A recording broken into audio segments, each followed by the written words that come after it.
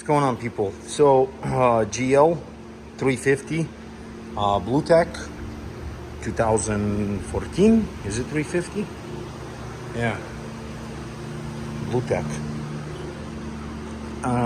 Wife's car. So it's been a while since I changed the oil. Everybody knows the intervals or oil changes on it is every 10,000 miles. I go about 6 to 7. Sometime even sooner, but this one actually took a while, so I decided to change air filters.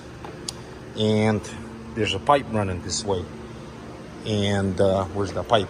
Right here, this pipe. So sounds like the fuel mileage went down pretty bad, and everybody knows this this engine specifically fairly efficient. It's the same motor that gets used in a Sprinter, but this is the second time this happened. Here's the O-ring. Well, it used to be O-ring. It goes right here. And it was sitting. The stop part just blew off. So if you hear, when you step on the gas pedal, like a hissing, that means you have a boost leak someplace.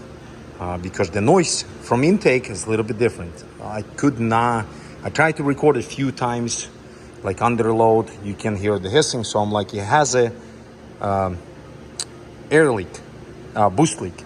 So I was thinking it's through this silencer, and because that one I changed like last year or so, so it went bad again. So this O-ring, where's this O-ring? Right here, this green one, and the part number for the O-ring is right here. This bottom one, and it's $6. List price is $8.6, and the one you guys see on the top, it's actually air filters, which is right here.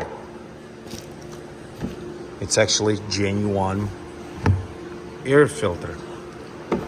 So I prefer use genuine filter. I explain why. I called. This one is genuine too, yeah.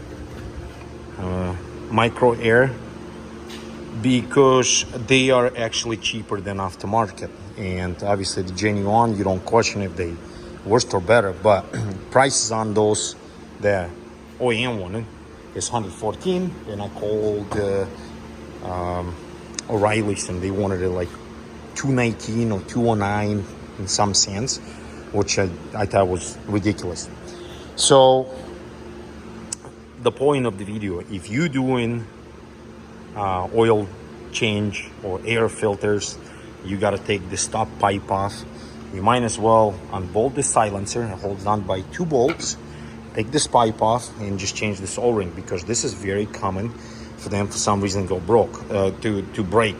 And I don't know how common it is, but it's pretty common on the thing I own. So I believe this is the second or third time I'm already changing it.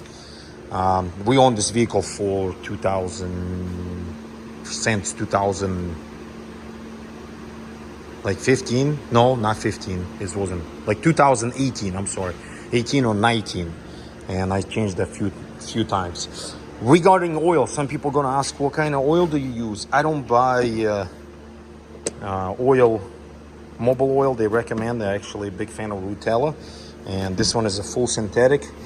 And see right here, MB 28.31, and I believe that one it takes 29.31. So no big deal. I've been using it for a very long time, and it's actually been fairly successful. The only thing, this one is a 540, and this time around I put a 1540, and I will explain why. Because this one, they all kind of do it, and I'm not really worried about it.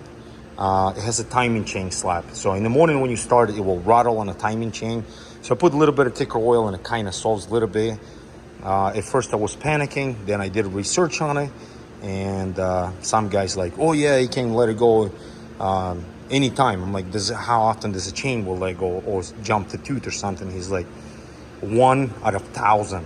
If it will happen, it will happen. I don't care, but I'm not spending, I believe it's like $2,500 to remove the front of the engine and put all the parts, and that was a long time ago. Right now it's probably more expensive because the biodynamics working very well.